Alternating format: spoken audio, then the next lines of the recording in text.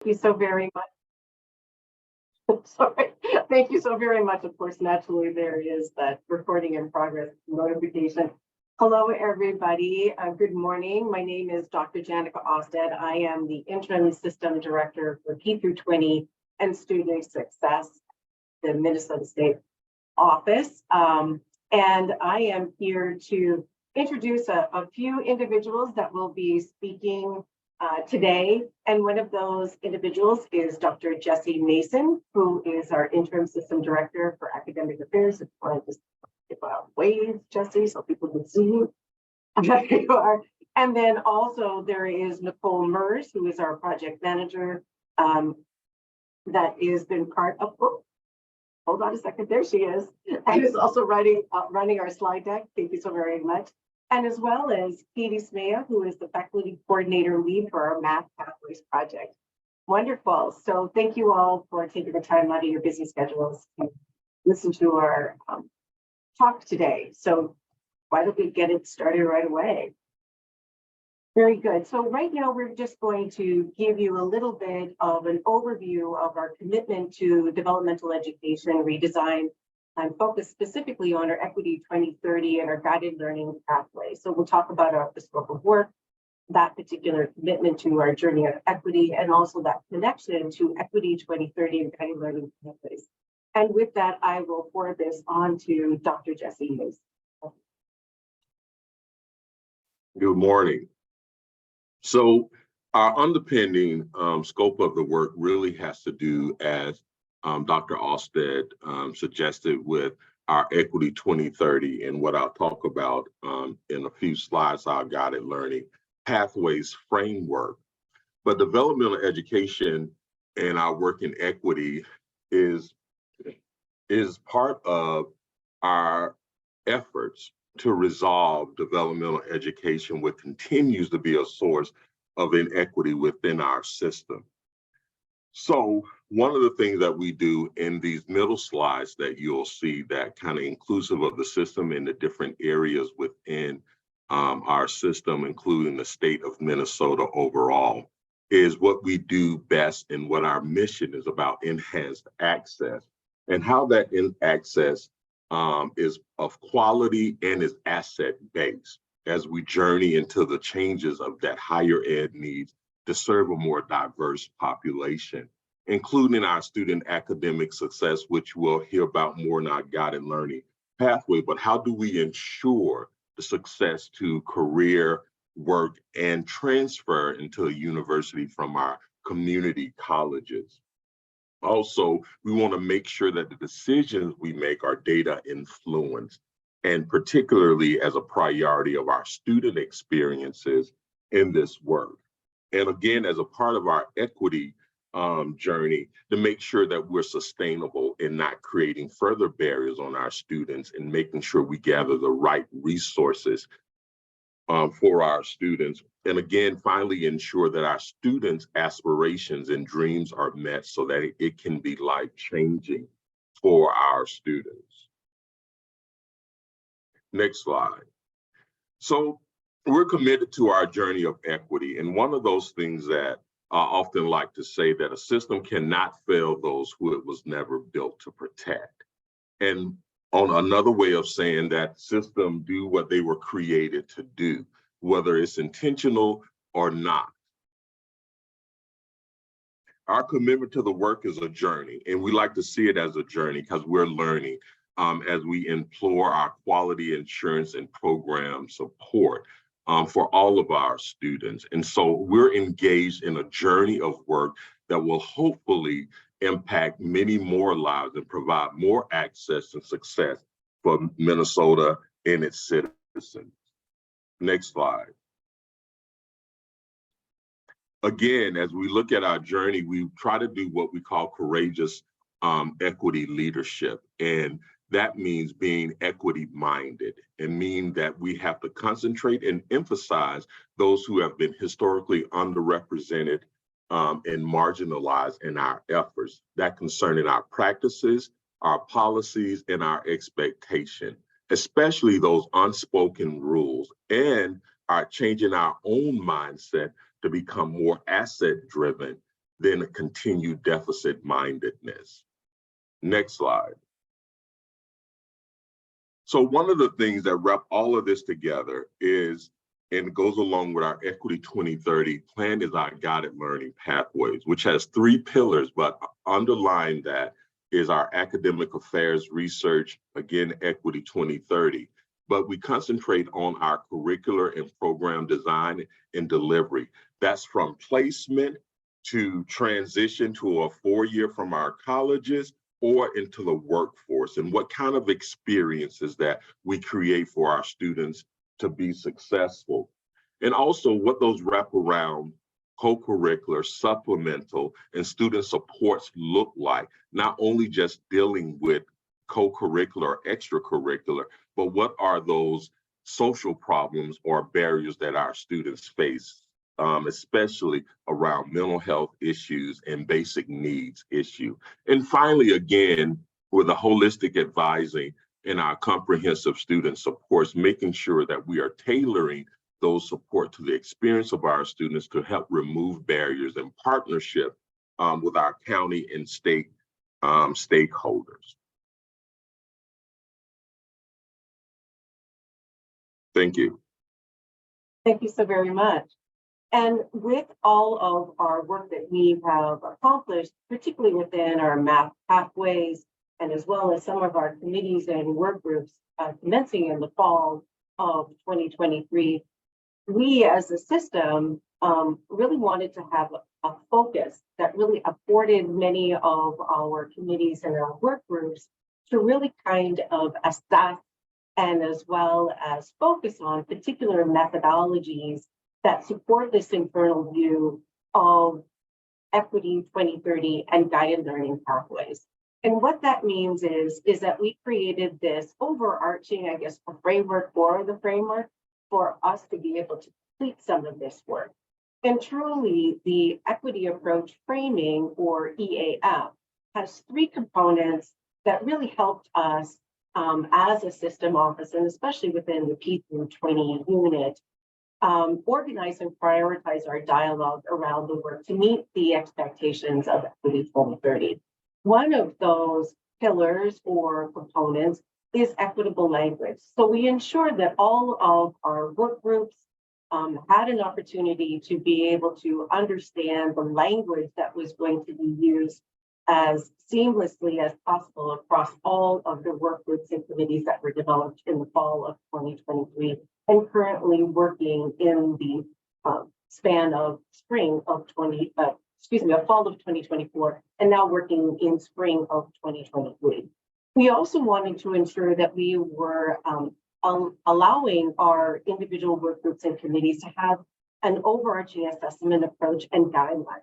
And these particular guidelines were used to be able to direct the work to equitable student outcomes. So all of our expectations and our charters were focused on trying to navigate and move the needle to Equity 2030.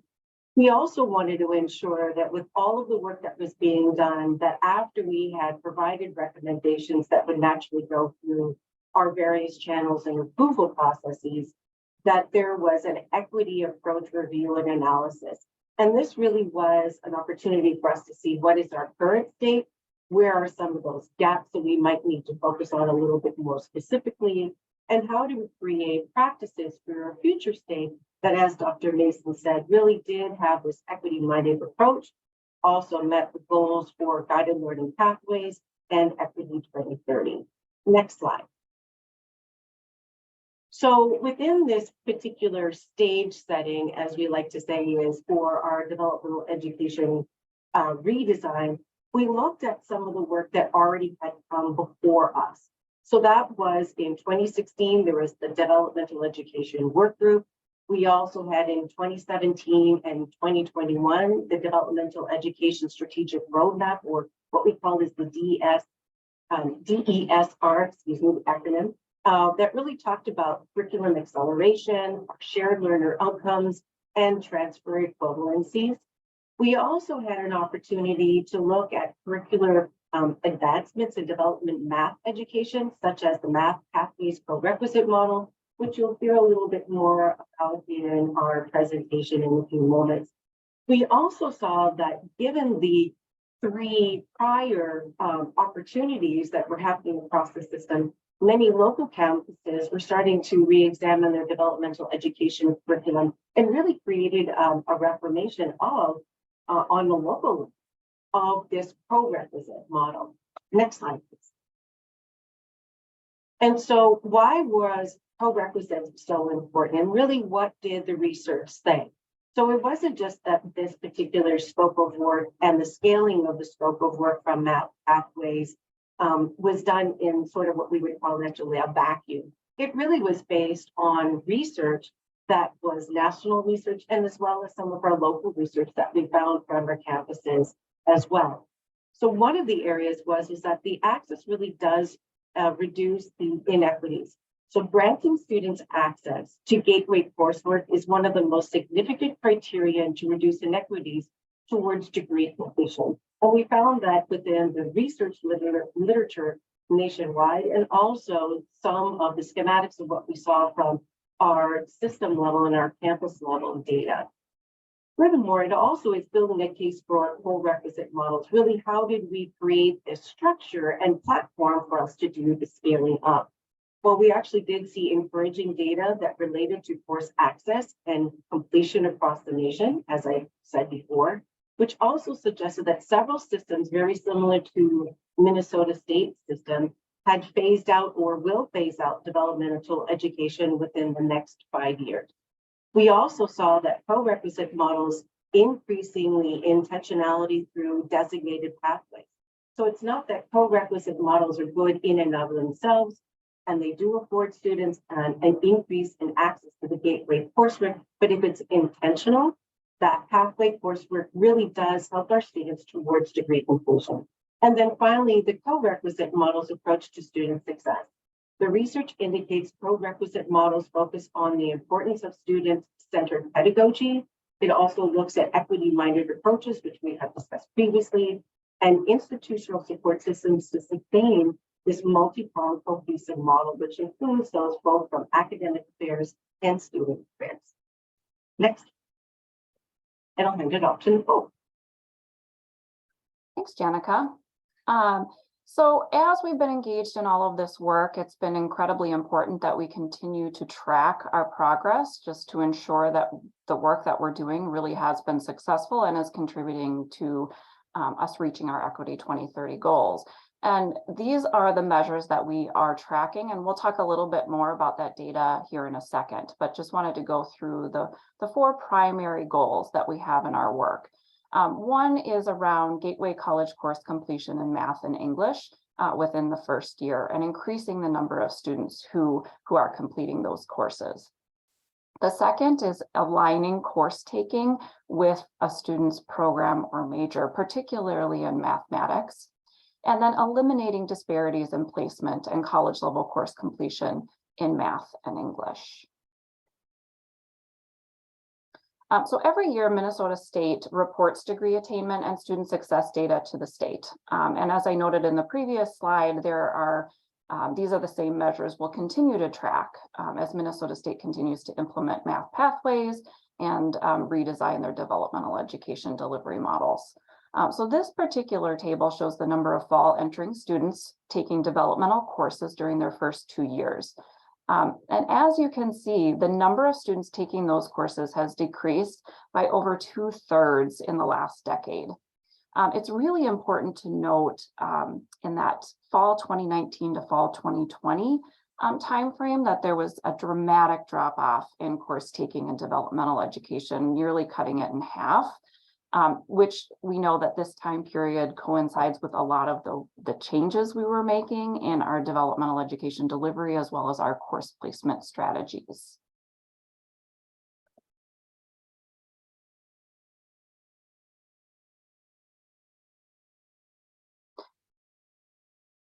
So in these first couple of slides, we're going to show you developmental education completion rates in the first year by subject. And so here you see for the green, you see developmental education mathematics, in the orange you see English, and in the blue you see reading. And so these What you can see here is the only cumulative increase over this period of time has been in the percent of students completing developmental mathematics in the first year, although that rate continues to trail those for developmental writing and reading. And here you can see, oh, go ahead, Janica. My apologies, I was having a few little technical difficulties as I was navigating forward. My screen has a tendency to waver in and out. I do apologize for that. So in this particular slide, what you're able to see is that a similar pattern is shown in comparison between those students who are eligible for the Pell Grants and those who are not eligible with regard to DE, or what we consider to be developmental education completion rates, in the first year. So the completion of the developmental math courses are the only rates to have increased over the 10-year period since fall 2020. Pell eligible students increased their completion by almost 12% points at a faster rate than the non-Pell eligible students, and closing the equity gap to fewer than 10 percentage points. So the completion of developmental reading courses fell by almost 8 points for a non-Pell eligible student. As you can see, there is some of the information that is on the right-hand side. This shows that innovations which were implemented at Minnesota State campuses, which I talked about previously, have positively impacted students of color and American Indian students and white and non-resident students, in that the completion rates for both groups have increased over the last 7 years. Nonetheless, we still have work that needs to be done to continue to address the equity gaps between the two groups of students to ensure that all students can be successful in developmental and education coursework. I'm sorry. Thank you. And so as you can see here, this indicates the percent of entering students by student group who complete a college level math course by the end of their first year. So this is one of those data points that we'll be tracking. So as you can see here over time, we've made small gains over the last 10 years in college level math completion. However, overall completion still remains incredibly low for all of our students. You can see the percentage of students of color and American Indian students has steadily increased over year with a slight drop in 2021. However, you see that that gap still persists year after year. And so this is the same data just for English, so for college level English. So completing that college level English course by the end of the first year. Just some highlights to note in this data: the percentage of students completing a college level writing course in the first year remains relatively unchanged over the last decade or so. The percentage of students of color and American Indian students who completed a college level course in their first year has increased in writing since 2012. However, both groups had lower college level course completion rates relative to the comparison groups of white and non-resident students. So overall, this data really shows that we are making progress in certain areas. However, we still have work to do, and particularly in increasing college gateway course completion within the first year for math and writing, and specifically reducing the disparities that continue to persist. So now I'm going to turn it over to Katie Smea, a faculty member at St. Cloud Technical and Community College, and also our lead faculty for our Math Pathways project. Thank you, Nicole. So the Math Pathways project, which is named Advancing Academic Success in Math, this has two big components. It has the idea of math pathways, of getting students into the right math for their degree plans, which may be just by degree or may be related to things like meta majors, as you see on the left side here. And it's got the co-requisite courses, so the restructuring of developmental education in a way that meets students where they are academically and provides them with the support that's needed for success in the courses.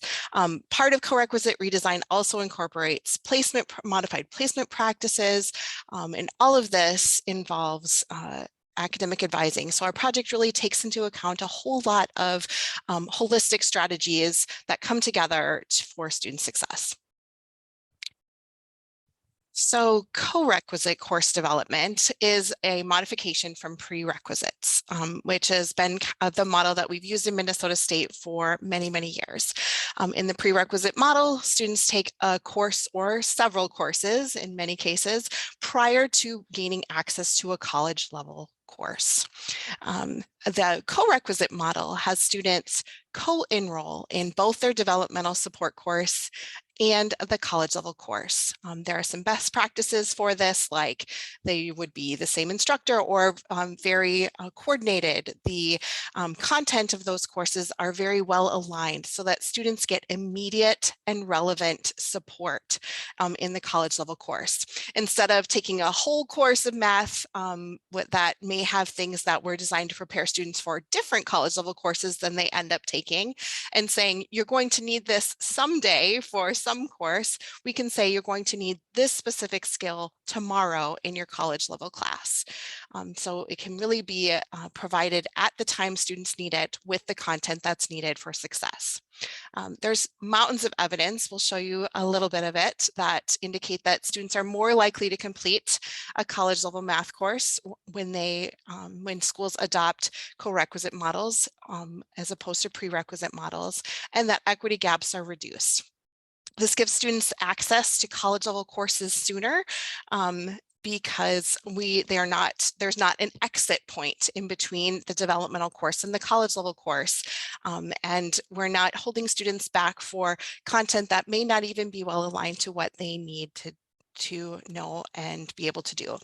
We are working with national partners such as the Charles A. Dana Center at the University of Texas at Austin to develop co-requisites in Minnesota that are based on well-documented high-impact design principles, and each campus is designing them with taking their local context into account. Many of you who have been to a co-requisite presentation have probably seen this graphic before, but this shows what we've referred to as the leaky pipeline. The data that you see here has a ton of students in it. It's over 63,000 students. And this was a meta-analysis of lots of different reforms over across the nation, right? So lots and lots of colleges are included in these data.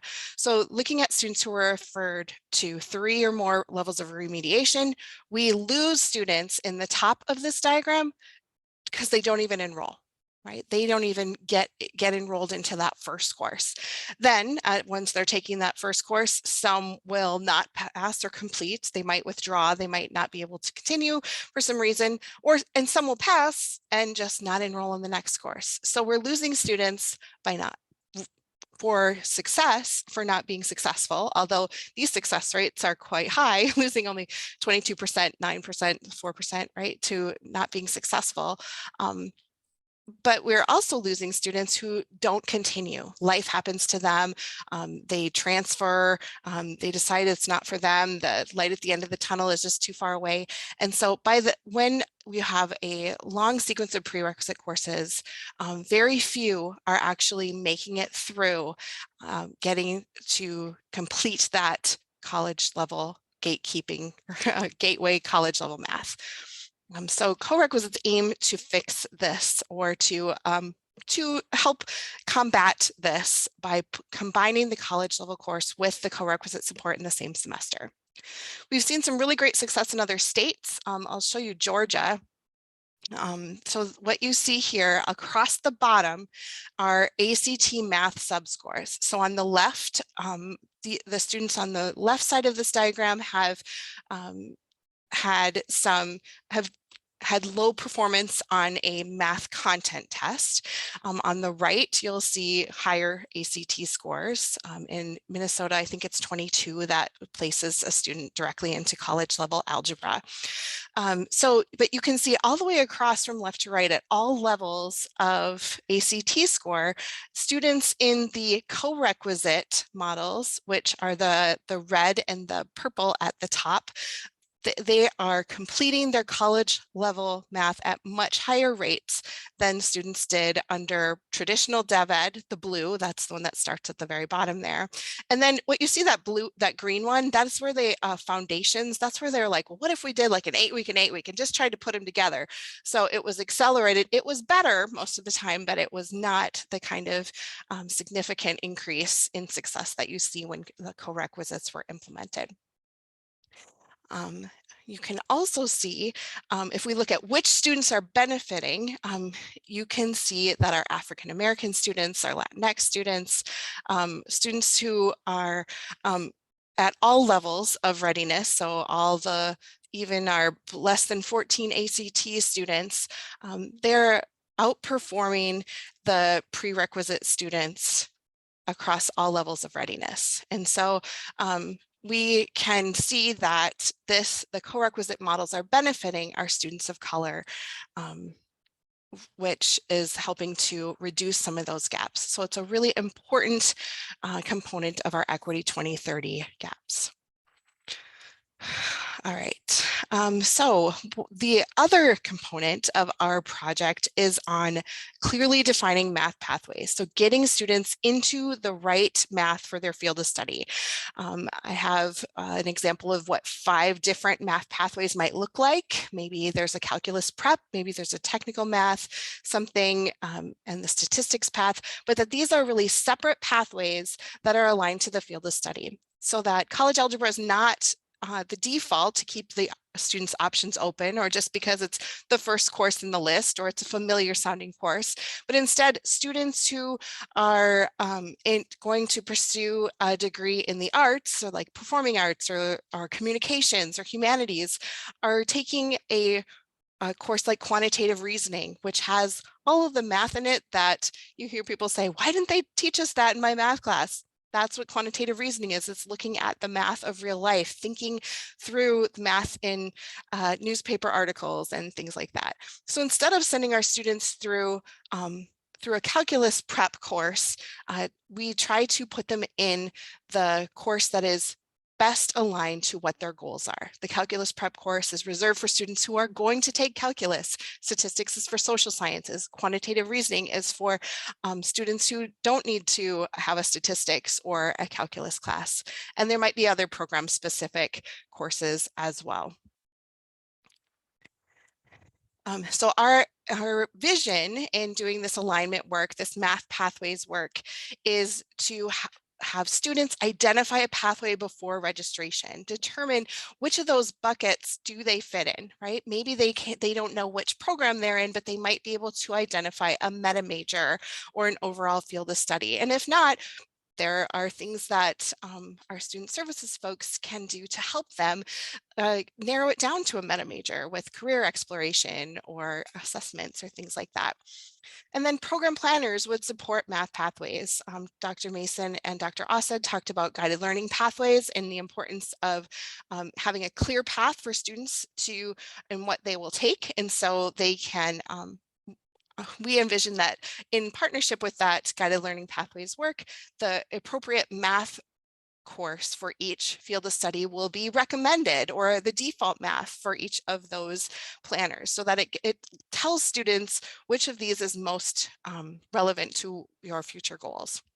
And then co-requisites are included in those planners for students who need support, instead of having planners that just say, well, here's what you take once you're college ready, but there's all this kind of secret stuff you have to take care of before. We say in semester 1, you should take your English class and your math with co-req, if that's where you place, and then this other course in your program, whatever that may be. But those co-requisites are included and embedded within those program planners so that students get the most effective form of developmental support, and it is communicated to them clearly.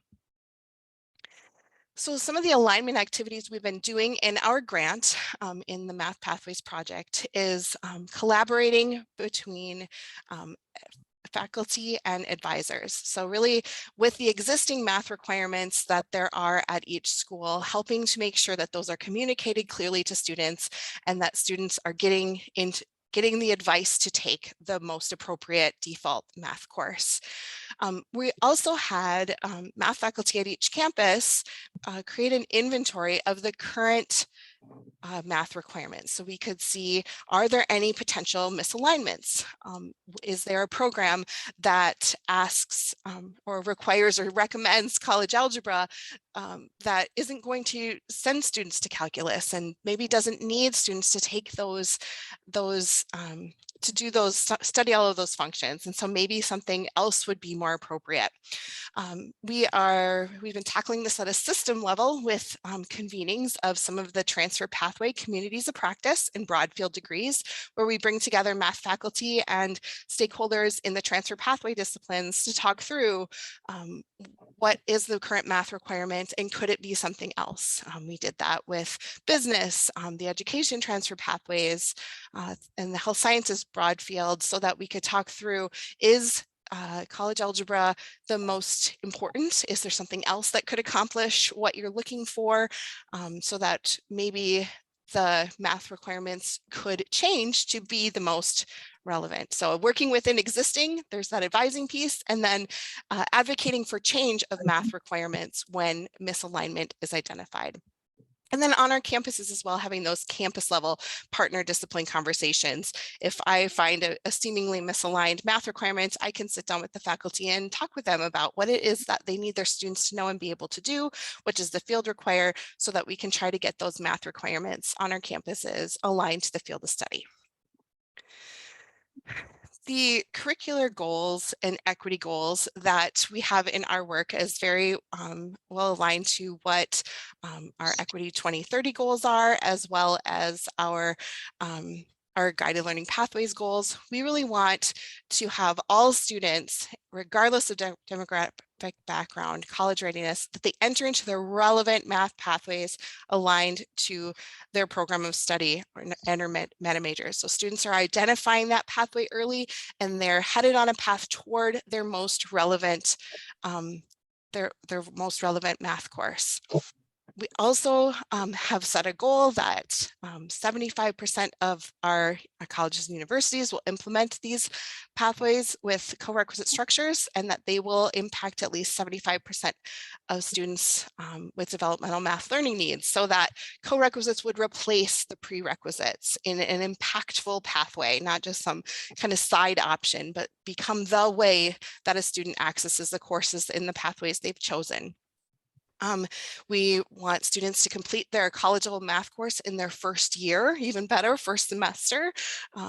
And that all of this, that we want to see the results here that they saw in Georgia and Tennessee, California. We want to reduce those disparities in placement into those developmental courses and in college level completion rates. All right, so we have 6 universities, we have 19 colleges that are working on, that are participating in our project, and they're working on all different kinds of things. Some identified one pathway, some identified 2 or more. Throughout our project, we've got lots of opportunities for collaboration, so that we can be developing co-requisites, helping faculty learn how to teach these courses, since they're such a different different ball game than our previous dev ed courses, or college level faculty may be, or faculty who have primarily taught college level will now have a different group of students and a different set of learning goals to achieve. So we've had campuses who have already implemented co-recs, collaborating with faculty who are just designing them, but a nice wide variety of courses being implemented across campuses, and continuing to build on the work that has been done in the system. Thank you, Katie. So I'm just going to talk a little bit about, we are in year 2 of our Math Pathways project, and so we have 1 more year to go. It's a 3-year project. So we've been engaging in some conversations about what have we learned so far in our implementation of the Math Pathways project that we can use as we move forward and continue our redesign efforts in the developmental education space. So I'm going to talk just briefly and a little bit about these. So really some of the strengths that we see in our current Math Pathways project are our governance and oversight structure. So we really made sure that we had the right people in the room, particularly faculty who had been engaging in work in this space for some time, and we wanted to elevate those voices and have those folks available as mentors for people who are just beginning to work in this space. So we have faculty leadership positions, we have a steering committee with representation from a variety of stakeholder groups, and then we have campus teams that are made up of people who touch this work. So it might be IR, administrators, faculty, advisors, etc. Because we know that this is not just work happening in the classroom. It incorporates a variety of people all working together to make this happen. So we also needed some technical expertise. So I think Katie mentioned that we're working with the Dana Center in our current work. And so we knew that there were experts in the space that we really wanted to engage to help us as we continue to do the work and do it in a way that was based on the evidence and would be successful here. We had a very specific funding model that was targeted and based on need, and I'll talk a little bit more about that. The project phases of our work were really well planned out, and I'll talk a little bit more about that as well. And leveraging colleges that have already implemented co-requisites was critical. So knowing what has worked, what hasn't worked, and then continuing to build on that as the work moved forward. So just to share a little bit more about our coordinating structure. So we have our system office folks who are engaged in project management, research, communication, administrative support, working together with our regional faculty coordinators. We have 3 of those engaged in the work. And then we have our college and university campus teams and our steering committee who provide us with feedback, and we continue to engage in the work to make sure that we're doing what we need to do to support, at the end of the day, the people doing the co-requisite work at our colleges and universities. So the funding model, we had 2 tiers. So we knew that we had a variety, people were in a variety of stages of this work. They were either already implementing the co-recs and wanted to try new co-recs, they wanted to work on continuous improvement, or they had never taught or developed a co-rec course before. And so we offered levels of funding depending on what campuses wanted to do. And then we had funding set aside as well for the additional work involved in the project around research, project management, professional development, etc. So the phases of our project really went like this and are going like this. We have phase 1 and 2 kind of happened simultaneously, where we were engaging stakeholder groups in conversations and presentations about co-recs, much like what you just heard Katie talking about. Why are we doing this? What does the data show in terms of our co-rec math implementation? And so really making that case, as well as engaging in planning for what we're going to do, what our campuses need, and then third phase, really implementing those supports, implementing the co-rec design, implementing the co-rec courses themselves, and then the final phase, really ensuring that we are gathering data to see if our work is making a difference and that it's successful, and then making changes as we need to based on that information. There are some opportunities that our project team noted that we should take advantage of as we move forward in our developmental ed work, really ensuring that we have clear goals for the work with measurable KPIs, key performance indicators, and really having that at the start of our work so that we can always go back to that to know where we are at in our progress. Having a good picture of what the current state looks like. So we really know at each campus where they're at in their co-rec and DevEd redesign efforts, so that we're really targeting our events and our support services to help those campuses where they are. make sure that we're clearly communicating expectations, ensuring we have sustained administrator support, and that they really understand the financial implications of the work, and have plans in place for how they're going to respond when those financial implications and when those financial effects happen. Thank you so very much, Nicole. Russ and Leslie, we're at time, so I just wanted to double check with you folks if you would like us to continue with our presentation or just end at this particular juncture. Well, yeah, thank you for asking, Dr. Osted. I'm just wondering, this next piece, how much time do you think it would involve? I believe that I could talk really quickly. Yeah. That's what you're asking. Well, no, I think where I'm kind of getting at is if you can tailor the messages to, if we consider our audience, which is practitioners in adult basic education in Minnesota State that have been working together for a period of time or in process or contemplating working together as we move forward here through these changes, what kind of next steps should these folks be anticipating? Like, what are the implications or the opportunities that they should be thinking about? If you can tailor it in that direction, I think it would be great.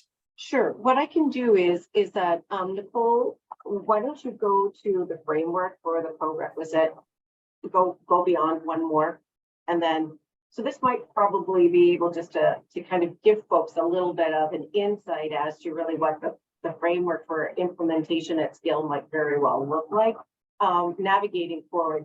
And please, folks, keep in mind that we are right in the crux, or right at the beginnings of us creating an implementation plan for the developmental education redesign. We're just at implementation planning phase and stage.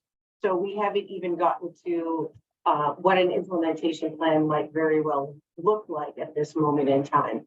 But I do want you to give an understanding of what that might seem in a seamless process is what we have used within our math pathways.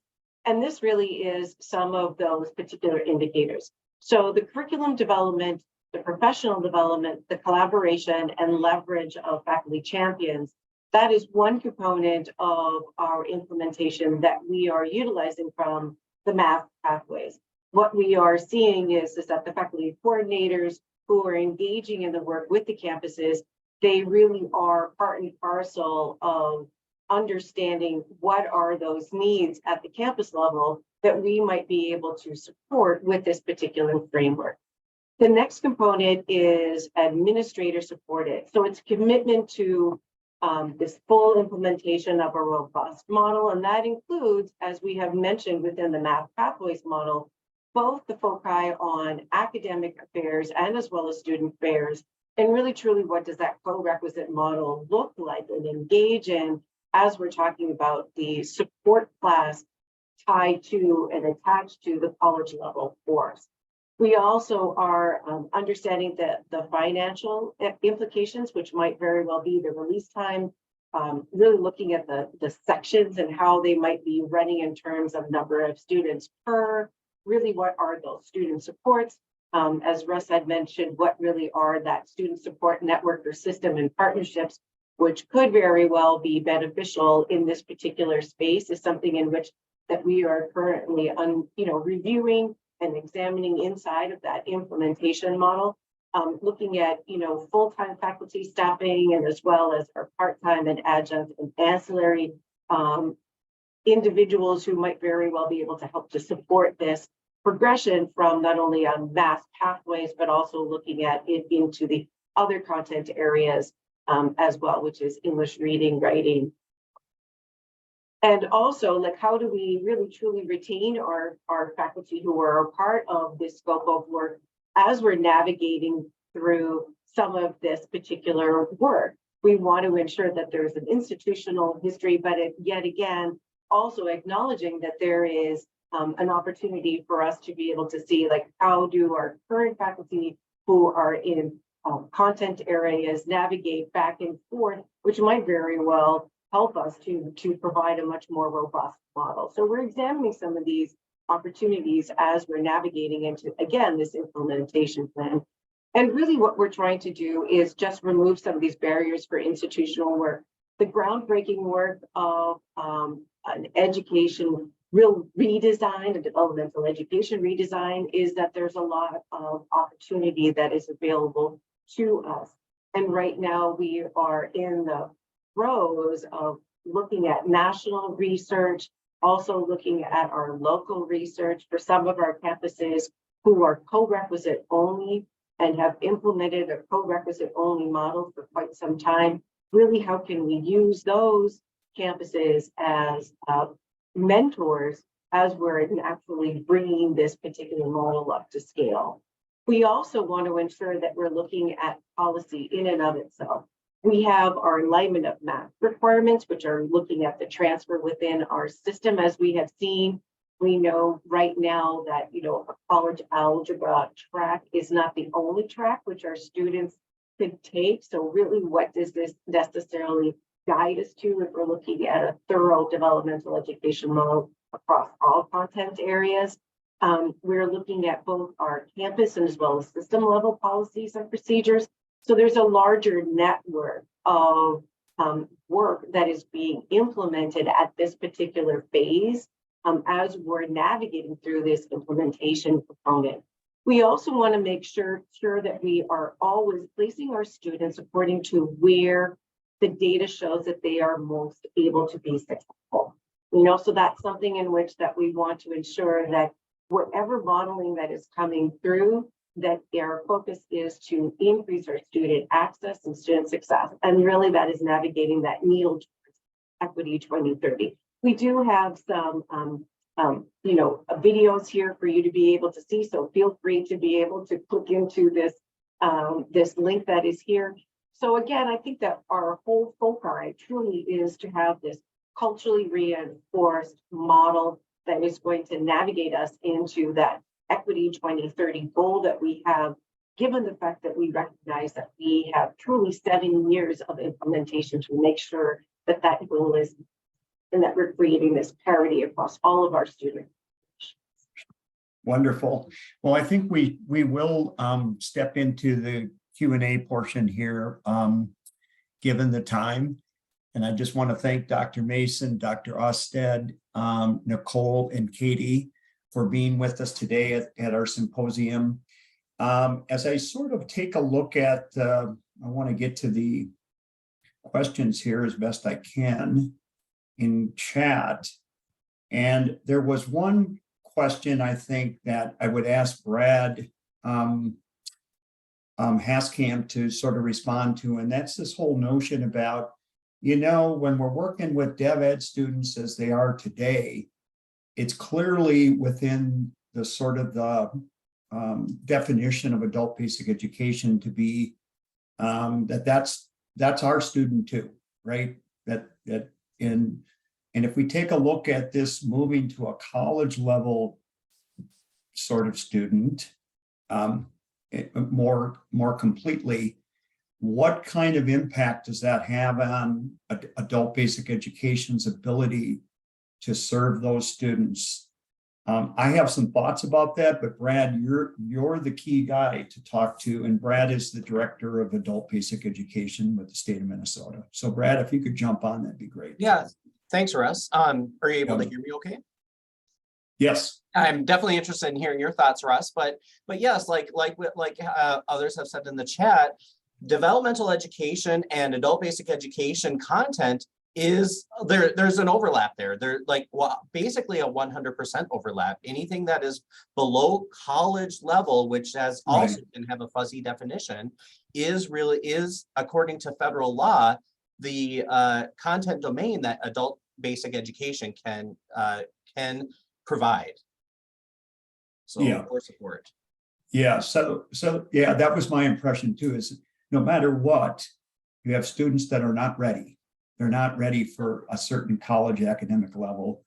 That's an ABE type student, right? Absolutely. Yeah, also, they would absolutely be eligible for yeah. adult basic education. Yep. Yeah, that's great. That's great news going into the future as we think about implications and opportunities for continued partnership. So I would just ask if there's, I can continue to go through a bit of the chat, but I'm more interested in hearing just straight up from people. If you could come, if you're comfortable just coming live or coming into your audio and pose questions for our presenters, that would be great. So please feel free to do that. Anyone with a burning question or comment. Don't be bashful. I have a question. My name is Yemei Jiang. I teach at Century College. I have a question about Equity 2030. Is this an aspirational goal, or is this a realistic goal people are trying to reach? Given what has been happening during the pandemic, the learning loss, the deepening socioeconomic disparities, all of that. Like, is it an aspirational goal? I would like some clarification because I work in the trenches with students from diverse backgrounds. I am a person of color, an immigrant from another country. I'm a cultural linguistic outsider teaching English. So I tend to attract a lot of those students. What I'm experiencing is that my students are hurting, and they're especially hurting under the colorblind, equity-minded policies that are supposed to help them. So that is what I have been experiencing. That is why I'm coming out of the trench to get into this policy making, whatever that is, because my students are hurting and I'm hurting because of them. So I would like some clarification. Thank you. Well, that's an interesting question. I've been in the job 7 months, but yeah, I mean, you know me. So if it's a part of the chancellor's work plan, it is not simply just aspirational. It is the hard work of working across the systems and trying to understand how do we move Equity 2030 with an equity lens that also concentrate on our more vulnerable students, as you put in the chat, and how do we do that in this work. Hopefully, with the implementation plans, we will have some guides and some models that campuses, but also we will be engaged in quality review. Where is it taking us? How is it taking us? Who is benefiting more? Who is not benefiting more? Because we have to remember in higher education, we're always changing, but hopefully that's why we put an emphasis on being data influenced. And how do we dig down into that data, but also provide some flexibility to campuses to better serve their students and what are the resources that are particularly needed. So from my standpoint, especially on the academic affairs side, this is not aspirational. This is a part of all our passion to make sure we serve all students and make sure they're successful. This is hard work, and we know that it is definitely a change from what people have expected. There are a lot of ideas, and for transparency, a lot of agendas that we have to navigate through, but I believe we will get through it and be better because of it. Oh, thank you for that response, Dr. Mason. And I'm curious to know, what is the strategy or the thought process around getting partner engagement in this process? So you have a voice, we have voices from within the system, which is great. We need to know where students are coming from. We need to know where faculty and staff and other folks are coming from in terms of trying to work together to make this happen. What's the mechanism for instance, adult basic education partners to be able to say, here's how we can help, or here's our thoughts, or here's our concerns? What is that mechanism? I'll let Jenica and Nicole, since they're leading. But I can tell you, I think once we get an implementation plan, and that's a Yes. recommendation to the chancellor, there will be an opportunity to provide feedback in how do we go forward with that particular work, working with our ABE partners, because they are important to the success of our students. And I'll just put it in the framework, and yeah, maybe you'll hear this again in a few weeks. Guided learning pathways is not just about our current students, it's about the students we serve before we get here. How do we create sustainable and successful pathways that foster that inclusion, belongingness, and academic preparedness? All right.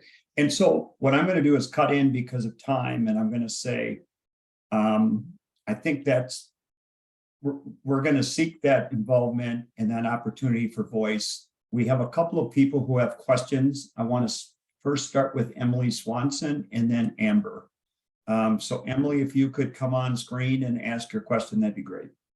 Hi, I teach English at Normandale Community College, and we just spent the last year revising our DevEd so that the English and reading faculty made an integrated reading and writing curriculum. And from what the research we did, we saw that this was really successful elsewhere. Is there any room for programs that are doing other innovative things, or will we be required to scrap the work we just did?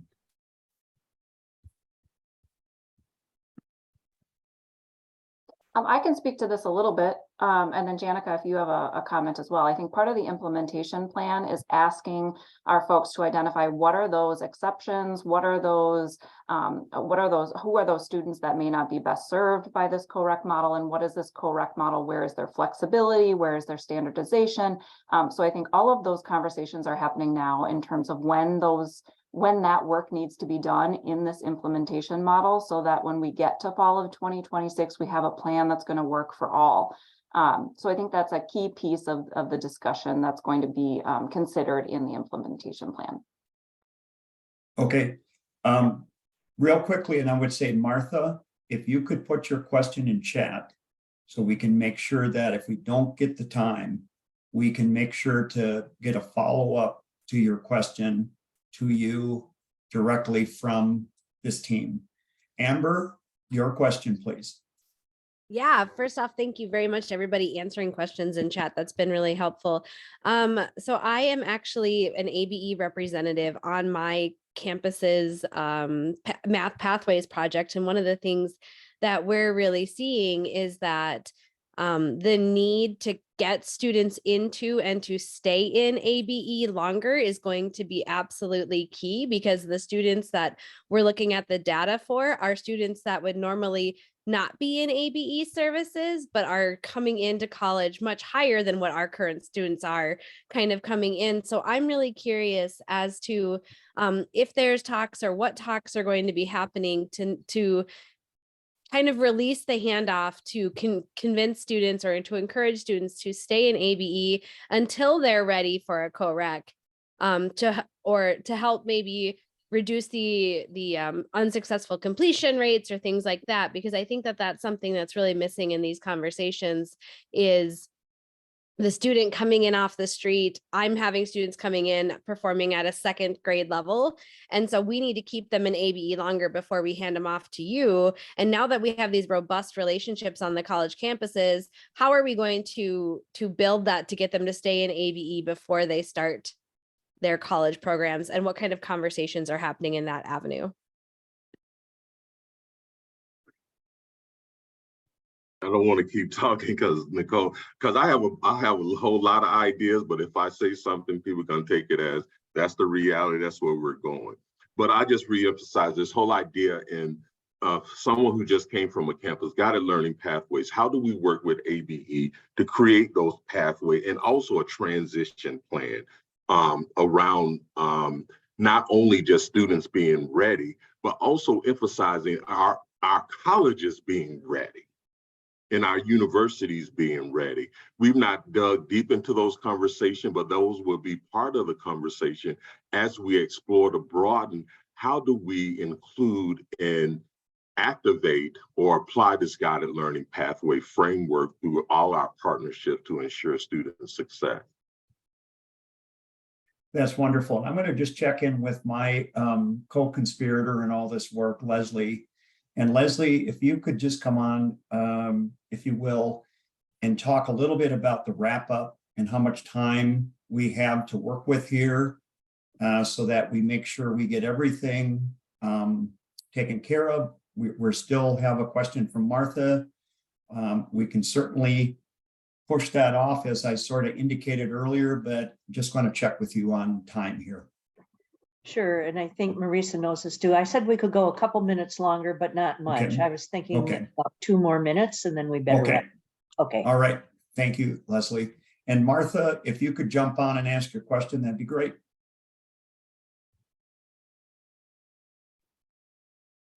Martha, are you, Yes, good. thank you You're for still the with great us. conversation. So Yes. I am a student success coach at Alexandria Technical and Community College, and I had put my comment in the chat just to feed off of what Stephen had said. I'm a California transplant, and the conversation of inclusiveness and equity and diversity is so vast here in Minnesota, because coming from Southern California, where we are literally a melting pot.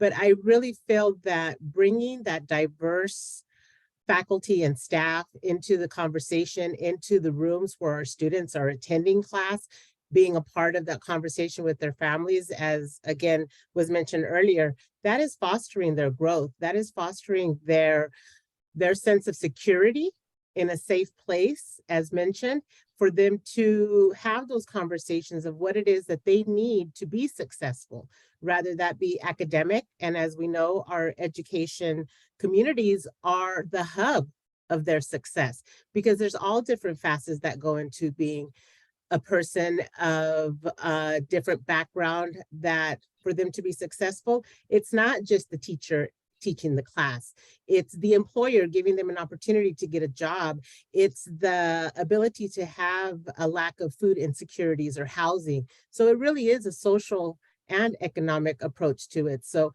I appreciate the conversation, and I really learned a lot. So I'm excited about continuing the work with our ABE program on campus and out in Long Prairie, because they do a fabulous job in supporting our students. Thank you. Oh, that's great. Great to hear, Martha. Thank you so very much. All right. Well, we want to again thank our presenters from Minnesota State. Thank you so much. And if you can stick around to hear the wrap up, you're very welcome to do that. If you need to go, we understand. And so, Leslie, let's just jump into this final portion.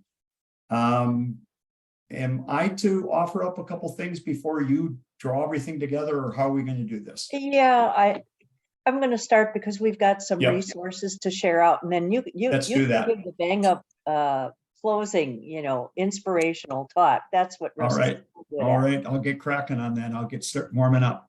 I couldn't have asked for a better partner on this work, by the way. Well, of course, the initial piece we want to say in the wrap up is thank you to everyone. Thank you to the Minnesota State folks who just presented for the last hour. We are grateful that you could clear your schedules out and take the time to be here.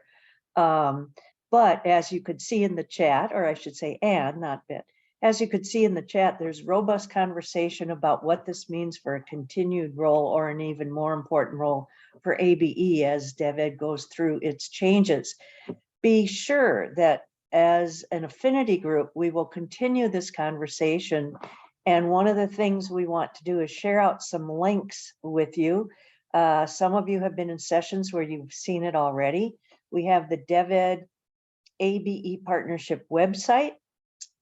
And we also have an opportunity for you to join the DevEd ABE affinity group. And I wanted to point out that the very next meeting, we give 2 choices to everybody to attend. We have the same content, but 2 meeting choices for your schedules. March 3rd, let's see if I can copy this. Give me 1 second. I can. It's a table. I don't know how that will fare out in chat. It won't. Okay, so I'll just say it.